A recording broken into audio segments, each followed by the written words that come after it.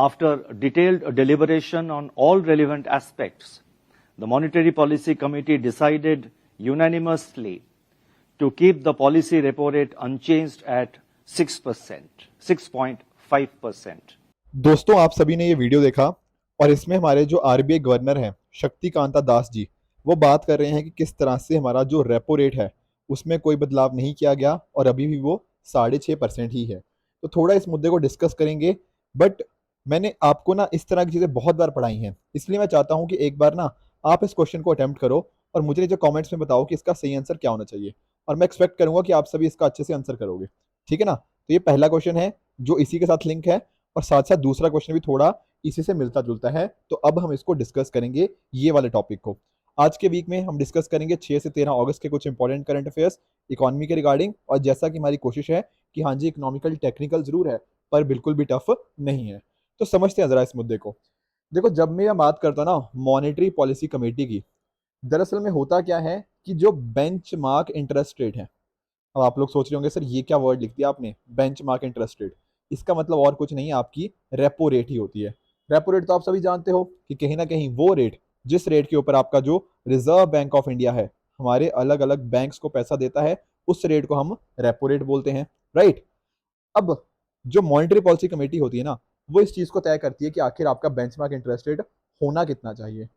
जो monetary policy committee है ना, उसको बोला गया है कि आपको एक साल में कम से कम मिनिमम 4 टाइम्स तो मिलना ही मिलना है।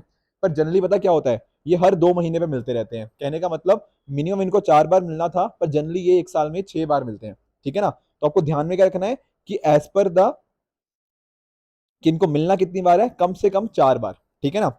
अब नोटिस करना कि मॉनेटरी पॉलिसी कमेटी के अंदर ना टोटल 6 मेंबर्स देखने को मिलते हैं। 3 होते हैं हमारे रिजर्व बैंक ऑफ इंडिया की तरफ से, और 3 गवर्नमेंट के द्वारा नॉमिनेट किए जाते हैं। जो आरबीआई की तरफ से होते हैं उनमें एक तो होते हैं अब आपके आरबीआई गवर्नर जी, एंड बाकी 2 और मेंबर्स यहाँ देखने को मिलते हैं, एंड बाकी 3 आपकी गवर्नमेंट नॉमिनेट करती है। सर ये बात भी समझ गए।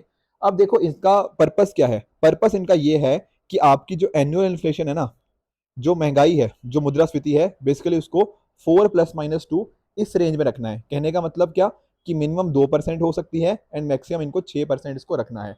2% को बोलते हैं आपकी lower tolerance, and on the other hand आपकी जो 6% होती है उसको बोलते हैं हम अपर टॉलरेंस, राइट।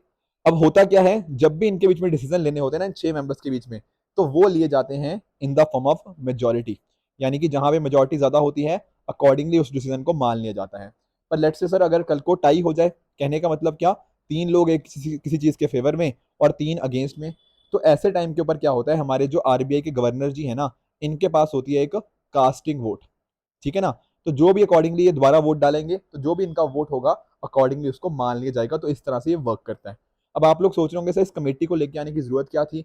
देखो, हम चाहते थे कि हमारी जो मॉनेटरी पॉलिसी बने ना, उसके अंदर हम एक तरह की ट्रांसपेरेंसी लेकर आए और अकाउंटेबिलिटी लेकर आए। तो जब भी इसकी कमेटी मीटिंग्स होती हैं, उसके बाद हम बात करते हैं कि इन मेंबर्स ने क्या क्या अपना ओपिनियन दिया, क्या क्या इन्होंने बात करी, ताकि एक तरह की अकाउंटेबिलिटी और आंसरेबिलिटी लेकर आई जाए।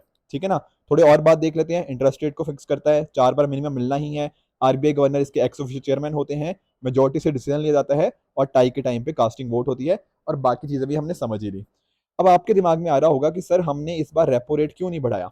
देखो, दरअसल में ना अगर आपने नोटिस किया हो, मैंने बताया ना आपको इन्फ्लेशन को 2 से 6% के बीच में रखना है।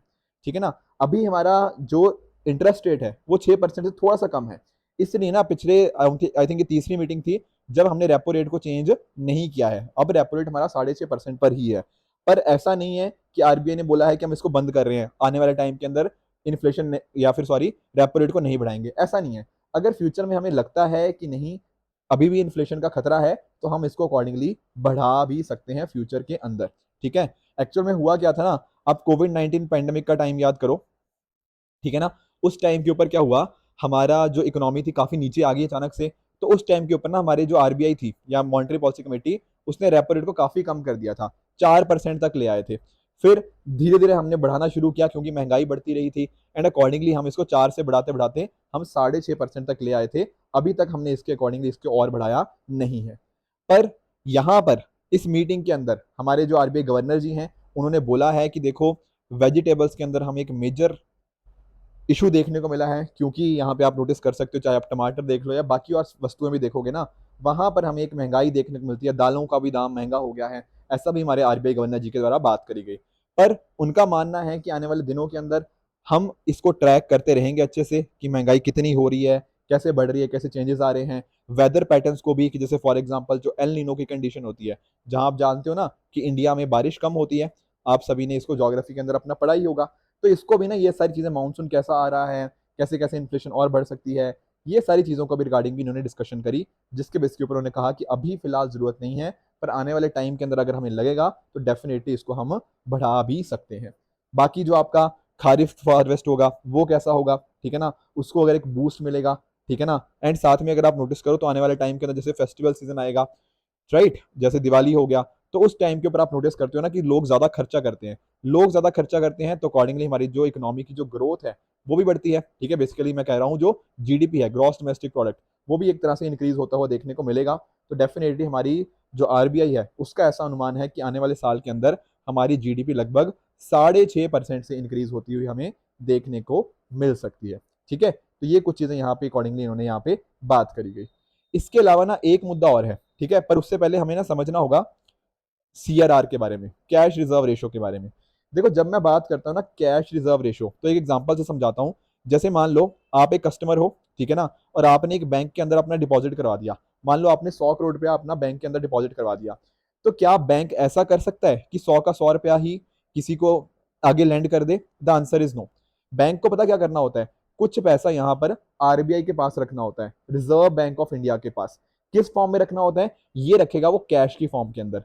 जैसे मान लो 4% सीआरआर आज के टाइम पर 4.5 है, पर एग्जांपल लेके चलते हैं सिंप्लीफिकेशन के लिए कि मान लो सीआरआर 4% है। तो होगा क्या, अगर एक कस्टमर ने 100 रुपया बैंक के पास जमा कराया ना, तो 100 का 4% यानी कि 4 रुपए, वो बैंक क्या करेगा, वो बैंक अकॉर्डिंगली आरबीआई के पास रख देगा।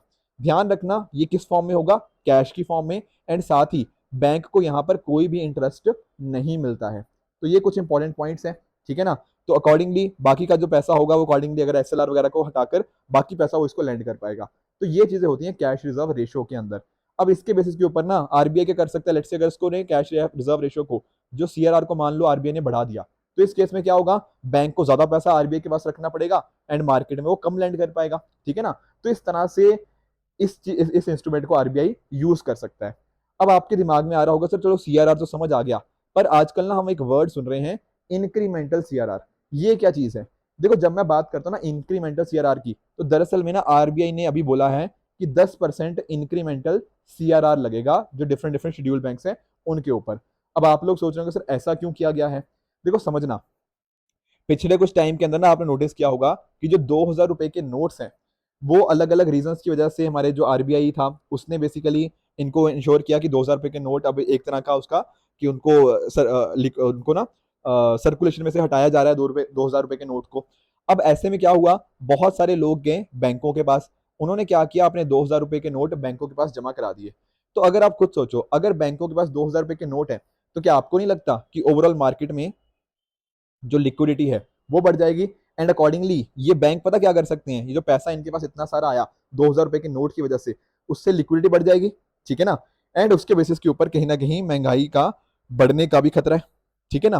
तो यहाँ पर इस चीज को मैनेज करने के लिए हमारी आरबीआई ने क्या बोला है कि हम क्या कर रहे हैं, इंक्रीमेंटल सीआरआर को यहाँ पे इनको मेंटेन करना पड़ेगा, कितना, 10%। बेसिकली फोकस यही था कि मार्केट में जो अब्जॉर्ब मतलब जो सरप्लस लिक्विडिटी आ रखी है, कहीं ना कहीं उसको हम कम कर पाए, ठीक है ना, ताकि जो महंगाई है हम वो ना बढ़ने दें। अदरवाइज हो क्या सकता था, ये 2000 रुपए नोट आने की वजह से बैंकों के पास ज्यादा पैसा था, अकॉर्डिंगली हो सकता है वो ज्यादा लेंड करते एंड अकॉर्डिंगली उससे महंगाई बढ़ने का भी खतरा था। तो ये चीजें हमने नहीं करी हैं और इंक्रीमेंटल सीआरआर का यूज करा है। बाकी बहुत ज्यादा डिटेल में आपको इसके रिगार्डिंग जाने की जरूरत नहीं है, पर एक आइडिया जरूर होना चाहिए इंक्रीमेंटल सीआरआर के रिगार्डिंग। इसके अलावा सर और क्या हुआ मीटिंग के अंदर? देखो मीटिंग के अंदर ना यहाँ पर हमारे आरबीआई ने एक और बात करी, वो थी विद रिगार्ड्स टू यूपीआई। देखो आप लोगों ने ना यूपीआई लाइट का नाम सुना होगा। सर ये यूपीआई लाइट क्या है? यूपीआई लाइट का मतलब होता है आप ना ऑफलाइन माध्यम के अंदर भी, बेसिकली बिना इंटरनेट के भी पेमेंट कर सकते हो। तो पहले क्या होता था, अगर आपको 200 रुपए की पेमेंट करनी होती थी ना, तब आप यूपीआई लाइट से कर सकते थे। अब इस लिमिट को 200 रुपए से 500 रुपया बढ़ा दिया गया है। तो आई होप ये चीज आप समझ गए होंगे कि कैसे जो यूपीआई लाइट के माध्यम से आप पर ट्रांजैक्शन 200 रुपए की जगह आप 500 रुपया कर पाओगे। तो ये चीजें आई होप आप समझ गए होंगे, क्योंकि तो ये सारे कुछ इंपॉर्टेंट डिसीजन लिए गए थे इस पर्टिकुलर मीटिंग के अंदर, राइट। एक ना हमें दूसरी न्यूज और समझनी है। दरअसल मैं आपको समझाता हूं दूसरी न्यूज क्या है। वो है विद रिगार्ड्स टू चाइना। देखो चाइना के रिगार्डिंग ना अभी एक रिसेंटली क्या है, एक डेटा आया है, और उस डेटा में क्या बात करी गई है, उस डेटा में बात करी है कि चाइना की इकोनॉमी है ना, वो हमें डीफ्लेशन में जा चुकी है। अब हमें ना डीफ्लेशन का मतलब समझना होगा, एंड साथ ही साथ चाइना की इकोनॉमी क्यों आके डीफ्लेशन के अंदर गई है ये भी समझना होगा। देखो सबसे पहले ना डीफ्लेशन को समझने से पहले हमें इन्फ्लेशन के बारे में समझ लेना चाहिए। देखो मैं आपको बताता भी रहता हूँ, अभी पिछला जो आर्टिकल डिस्कस किया उसमें भी ये लिंक था। होता क्या है ना, जब चीजों के दाम बढ़ रहे होते हैं उसको हम बोलते हैं क्या, इन्फ्लेशन होना। कहने का मतलब क्या, जो मुद्रास्फीति की आप बात करते हो, राइट। होता क्या है इसके अंदर, आपके जो प्राइस लेवल है उसमें हमें एक इंक्रीज होता हुआ देखने को मिलता है। जैसे मान लो टमाटर आज 100 रुपए के थे, कल को 150 के हो जाते हैं, फिर 200 250 इस तरह से मान लो दाम बढ़ता रहता है। तो इसको बोलते हैं हम क्या, इसको बोला जाता है इन्फ्लेशन। अब आप खुद सोचो, इस इन्फ्लेशन को ऐसे भी बोला जाता है कि इससे आपकी जो पैसे की परचेजिंग पावर है वो कम हो जाती है। उसका मतलब क्या है, मान लो आपके पास ना 100 रुपए का एक नोट था। अब मान लो जब टमाटर का दाम था 100 रुपए, इस दिन आप क्या कर पा रहे थे, इस नोट की मदद से ना आप ये वाले टमाटर 1 किलो टमाटर खरीद पा रहे थे। पर कल को हो सकता है टमाटर का दाम 150 रुपया हो जाए। तो क्या आपको नहीं लगता कि 100 रुपए के नोट से आप 1 किलो टमाटर तो खरीद ही नहीं पाओगे। अब तो आप सिर्फ अराउंड 0.66 किलो टमाटर खरीद पाओगे। तो यहाँ पर पता क्या हुआ है, आपके पैसे की जो परचेजिंग पावर थी वो कम हो गई है। और महंगा होगा दाम, चीजों का दाम और महंगा होगा, तो आपकी जो 100 रुपए की परचेजिंग पावर है, इस पैसे को, इस नोट को यूज करके आप कितना परचेज कर पाओगे वो और कम हो जाएगा। तो इसलिए ना इन्फ्लेशन को ऐसा भी बोलते हैं कि it means fall in the purchasing power of money. ठीक है ना, ये होता है इन्फ्लेशन। और इन्फ्लेशन का बिल्कुल अपोजिट होता है क्या, डीफ्लेशन। डीफ्लेशन का मतलब क्या है, चीजों के दाम जब कम होने लग जाए। कहने का मतलब क्या, मान लो टमाटर के दाम 100 रुपए थे, वो हो गए 70 रुपए, फिर वो हो गया 50। इस तरह से अगर वो चलता रहता है, चीजों के दाम घटते रहते हैं, उसको बोलते हैं हम क्या, डीफ्लेशन। आई होप आप इसका मतलब समझ गए होंगे। तो ये और कुछ नहीं, आपका इन्फ्लेशन का एग्जैक्टली अपोजिट है। काफी सारे स्टूडेंट ना एक और टर्म के साथ काफी कंफ्यूज हो जाते हैं, वो होता है डिसइन्फ्लेशन। देखो फर्क समझना, इन्फ्लेशन तो हम समझ गए जब चीजों के दाम बढ़ रहे हैं, डीफ्लेशन का मतलब भी हम समझ गए जब चीजों के दाम घट रहे हैं। पर सर डिसइन्फ्लेशन का मतलब क्या होता है। देखो जब मैं बात करता हूँ ना डिसइन्फ्लेशन की, इसका मतलब ये है कि चीजों के दाम तो बढ़ रहे हैं पर उनके बढ़ने की रफ्तार में कमी आ रही है। कहने का मतलब क्या, जैसे मान लो टमाटर का दाम था पहले 100 रुपए, फिर वो हो गया 150 रुपए, फिर वो हो गया लेट से 170 रुपए, फिर हो गया वो 180 रुपए। अब यहाँ पे आप नोटिस कर रहे हो चीजों के दाम तो बड़े ही है ना, बिल्कुल सही बात है। पर उनके जो बढ़ने की रफ्तार है, पहले यहाँ बहुत तेजी से बढ़ रहे थे, फिर थोड़ा और धीरे बढ़े, फिर और धीरे बढ़े। तो यहाँ पर ना चीजों के दाम बढ़ने की रफ्तार में कमी आ रही है, इसको बोलते हैं डिसइन्फ्लेशन। तो फर्क क्या हुआ, इन्फ्लेशन का मतलब चीजों के दाम बढ़ना, डीफ्लेशन का मतलब चीजों के दाम घटना, डिसइन्फ्लेशन का मतलब चीजों के दाम बढ़ जरूर रहे हैं पर उनके बढ़ने की जो रफ्तार है वो कम आ रही है। आई होप आपको इन्फ्लेशन, डिफ्लेशन और डिसइन्फ्लेशन के बीच में फर्क पता लग गया होगा। अब आप लोग सोच रहे होंगे कि सर चाइना में अंदर ऐसा क्या हो रहा है कि कहीं ना कहीं हमें एक डीफ्लेशन देखने को मिल रहा है। चाहे आप उनके कंज्यूमर प्राइस इंडेक्स की बात कर लो, प्रोड्यूसर प्राइस इंडेक्स की बात कर लो, तो अभी जो उनका डेटा आया है ना, वहां पर हमें देखने को मिला है कि वहां पर -0.3% ये उनका एक नंबर आया है इन्फ्लेशन का। बेसिकली जब नेगेटिव में आ गया तो इसको इन्फ्लेशन क्या बोलेंगे, उसकी जगह बोल देंगे हम डिफ्लेशन की। 0.3% का जो ओवरऑल हमें डिक्लाइन देखने को मिला है। ये कब देखने को मिला है, देखो ये मिला है पिछले महीने। पिछले महीने मतलब जब हम बात कर रहे हैं जो लास्ट मंथ की, पिछले साल के कंपैरिजन के अंदर इतना हमें प्राइसेस चेंज होते हुए देखने को मिले हैं। अब आपके दिमाग में आएगा सर कि ऐसा क्या हो गया है चाइना के अंदर कि चाइना के अंदर चीजों के दाम कम हो रहे हैं। देखो एक्चुअल में हुआ क्या ना, जैसे कोविड-19 पैंडेमिक था, ठीक है। अब कोविड-19 पैंडेमिक के बाद ना वहां के जो अलग अलग मैन्युफैक्चरर थे, उनको ऐसा लगा कि जैसे ही कोविड-19 पैंडेमिक से हम बाहर आएंगे, तब क्या होगा, अचानक से लोगों की डिमांड आएगी कि हमें ये भी चीजें चाहिए, अब ये भी चीजें चाहिए। क्योंकि पैंडेमिक से जैसे जैसे रिस्ट्रिक्शन बाहर होंगी, कहीं ना कहीं डिमांड बहुत तेजी से बढ़नी चाहिए थी। पर एक्चुअल में ऐसा नहीं हुआ, लोगों की डिमांड बढ़ी पर जिस रफ्तार से मैन्युफैक्चरर ने एक्सपेक्ट किया था उतनी रफ्तार से नहीं बढ़ी। अब आप खुद सोचो कि इन्होंने सामान बना लिया बहुत ज्यादा, पर कहीं ना कहीं मार्केट में उतनी डिमांड नहीं है। तो क्या करना पड़ेगा, मैन्युफैक्चरर को चीजों के दाम कम करने पड़ेंगे, क्योंकि अगर महंगे दाम होंगे तो लोग खरीदेंगे नहीं। तो इन्होंने क्या किया, चीजों के दाम कम करने शुरू कर दिए। अब चीजों के दाम कम हो रहे हैं, कहीं ना कहीं इसी को तो हम क्या बोलते हैं, डीफ्लेशन बोलते हैं। तो मार्केट में उतनी डिमांड ना होने की वजह से, ठीक है ना, ये सारे इश्यूज देखने को मिले। Plus at the same time वहां के जो कंज्यूमर्स हैं वो स्पेंड करना नहीं चाहते थे। अगर स्पेंड वो करना नहीं चाहेंगे तो कहीं ना कहीं अकॉर्डिंगली डिमांड तो कम होगी होगी, ठीक है ना।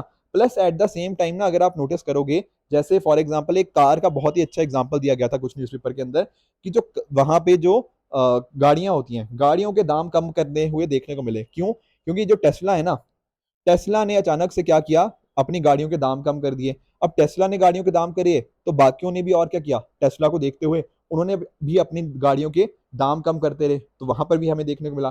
इसी तरह से ना अलग अलग गुड्स के अंदर भी हमें सेम चीज हमें देखते हुए मिली है।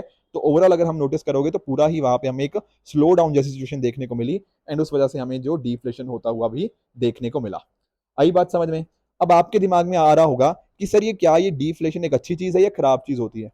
देखो, डिफ्लेशन का मतलब तो आप समझ गए हो कि चीजों के दाम कम हो रहे हैं। अब आप लोग सोच रहे होंगे सर ये तो अच्छी बात है ना, चीजों के दाम कम होना। देखो, कुछ इस केसेस में ठीक है, पर जनरली ये अच्छी चीज नहीं है। मैं आपको समझाता हूँ कैसे। जैसे फॉर एग्जाम्पल आप इमेजिन करो, मान लो कि चीजों के दाम कम हो रहे हैं, ठीक है ना। अब चीजों के दाम अगर कम हो रहे हैं, क्या आपको नहीं लगता जो कंपनी उन चीजों को बना रही है, कहीं ना कहीं उसकी हालत खराब हो जाएगी? ठीक है ना। मान लो एक मैन्युफैक्चरर है, उस मैन्युफैक्चरर ने कोई चीज प्रोड्यूस करी, पर मार्केट में उसको उतना दाम नहीं मिला, उसको उतना प्राइस नहीं मिल पाया, तो कहीं ना कहीं हो सकता है मैन्युफैक्चरर की हालत खराब हो जाए, इसको डेट वगैरह हो जाए, इसका जो इसने लोन लिया था उसको भी वापस ना कर पाए, कल को हो सकता है उसकी बैंकरप्सी हो। एंड अकॉर्डिंगली हो सकता है, क्योंकि देखो चीजों के दाम कम हो रहे हैं मार्केट में, जिस रेट पे मैन्युफैक्चरर सेल करेगा उसके दाम कम हो रहे हैं, तो कहीं ना कहीं इसका जो प्रॉफिट है वो कम होता जा रहा है, ये लॉस में जा रहा है। लॉस में जाएगा तो कहीं ना कहीं जो वहां पे रोजगार करने वाले लोग हैं, जो एम्प्लॉयज होंगे, वो एम्प्लॉयज को नौकरी से निकाल देगा। नौकरी से एम्प्लॉयज को निकाल देगा तो उनके पास जॉब नहीं बचेगी, जॉब नहीं बचेगी तो पैसा खर्च नहीं करेंगे, पैसा खर्च नहीं करेंगे तो कहीं ना कहीं चीजों के दाम और कम होते रहेंगे। तो इस तरह से ना काफी खराब सिचुएशन हो जाती है जब चीजों के दाम कम होने लग जाते हैं। या तो ऐसे समझ लो, एक दूसरा तरीका और भी है समझने का। सर वो तरीका क्या है? देखो वो तरीका ये है कि जैसे मान लो आज आपने देखा कि यार किसी चीज का दाम था लेट से 150, कल को आपने देखा कि उसका दाम हो गया 100, परसों आपने देखा इसका दाम हो गया 80। ये डिफ्लेशन ही तो होता है, बिल्कुल। अब आप पता क्या सोच रहे हो, आपको लग रहा है यार चीजों के दाम तो कम ही कम होते जा रहे हैं, मैं पता कब खरीदूंगा आने वाले फ्यूचर के अंदर, जब ये चीजों के दाम लेट से 50 रुपए हो जाएंगे। तो आप ना इंतजार करते जा रहे हो, तो आपको लगता है यार चीजों के दाम तो और कम होंगे और कम होंगे और कम होंगे, पर कहीं ना कहीं आप इस वजह से क्या कर रहे हो, कोई चीज खरीद ही नहीं रहे हो। और जब आप किसी चीज को खरीदोगे नहीं, तब पता क्या होगा, तब अकॉर्डिंगली मार्केट में डिमांड कम हो जाएगी। अब मार्केट में डिमांड कम हो जाएगी, अकॉर्डिंगली सारा तो वही सिचुएशन है, अकॉर्डिंगली लोगों को रोजगार नहीं मिलेगा, लोग कंपनी से, मतलब जो एम्प्लॉयर्स हैं वो लोगों को नौकरी से बाहर निकाल देंगे। तो ये सारे इश्यूज यहाँ पे देखने को मिलते हैं। तो जो खरीदने की वजह से आप जानते हो ना जीडीपी बढ़ती है, कहीं ना कहीं जब लोगों ने सोच लिया कि हम बाद में खरीदेंगे बाद में खरीदेंगे, वो कभी खरीदेंगे ही नहीं। Getting the point? तो ये सारे इश्यूज भी हमें यहाँ पे चाइना के अंदर होते हुए देखने को मिल रहे हैं। तो ये सारी कंडीशंस अभी चाइना के अंदर काफी खराब है, पूरी दुनिया में भी इसका इम्पैक्ट हमें देखने को मिल सकता है। ठीक है ना। बट ओवरऑल हमें एक आइडिया लगा हुआ कि डिफ्लेशन क्या होता है एंड चाइना के ऊपर किस तरह से इसका इम्पैक्ट आया है। राइट। अब देखो लास्ट वीक मैंने आपको दो क्वेश्चन दिए थे। एक तो ये था कि क्रेडिट रेटिंग एजेंसीज को कौन रेगुलेट करता है, पिछले हफ्ते में पढ़ा भी था कि ये सेबी के द्वारा रेगुलेट होती हैं, तो आपका पहला गलत हो गया। बाकी जो बात कर रहा है कि इकरा बिल्कुल रेटिंग एजेंसी है, पब्लिक लिमिटेड है, बात ठीक है। ब्रिक वाटर रेटिंग की बात करें तो इंडियन क्रेडिट एजेंसी है, बिल्कुल ठीक है। तो सेकंड एंड थर्ड आपकी करेक्ट है और पहली आपकी गलत है। पिछले हफ्ते हमने इसको अच्छे से डिस्कस भी किया था। दूसरा क्वेश्चन हमारा बैंक बोर्ड ब्यूरो के रिगार्डिंग है। तो क्या इसके चेयरमैन जो होते हैं वो गवर्नर होते हैं आरबीआई के? नहीं, बिल्कुल बिल्कुल बिल्कुल गलत है। ठीक है ना। जो एक इकोनॉमिस्ट मतलब हो सकते हैं जनरली, जो भानु प्रताप जी थे वो इसके चेयरमैन थे, तो ये बात गलत है, आरबीआई गवर्नर नहीं होते हैं। दूसरी बात ये है कि बिल्कुल जो हेड्स को यहाँ पे रिकमेंड कर सकता है, बिल्कुल करेक्ट है। और थर्ड बात भी वहाँ पे बिल्कुल करेक्ट है, तो ऑप्शन बी एंड सी यहाँ पे, सॉरी ऑप्शन 2 एंड 3 यानी कि ऑप्शन बी यहाँ पे करेक्ट हो जाएगा। ठीक है फ्रेंड्स। यार लास्ट टाइम ना मैंने आपको एक मेंस का होमवर्क दिया था, बहुत ही हार्डली किसी ने भी इसका आंसर दिया है। देखो मैं समझ सकता हूँ कि आप ना पूरा का पूरा शायद आंसर नहीं लिखना चाहते होंगे कमेंट्स के अंदर, बट एक्चुअली जो कीवर्ड्स होते हैं, जो मेन पॉइंट्स होते हैं ना, उनको आप डेफिनेटली मेंशन किया करो। तो एक बार दोबारा मैं आपको ये होमवर्क दे रहा हूँ, इसका एक बार सोचना, कुछ कीवर्ड्स डेफिनेटली मेंशन करना, एक मुझे आइडिया लगेगा ना कि आप किस डायरेक्शन में मूव कर रहे हो, फिर अकॉर्डिंगली हम इसको अच्छे से डिस्कस कर पाएंगे। ठीक है फ्रेंड्स, तो ये थी आज की डिस्कशन। आई होप आप सभी को आज की डिस्कशन अच्छे से समझ आई होगी। इकोनॉमी, जैसा कि मैं हमेशा बोलता भी हूँ, इकोनॉमी टेक्निकल है पर टफ नहीं है। आई होप आज के लेक्चर के थ्रू आप भी समझ गए होंगे। ठीक है फ्रेंड्स, तो इसी तरह से आप भी अपने पे हार्डवर्क करते रहिए। Good bye and good luck.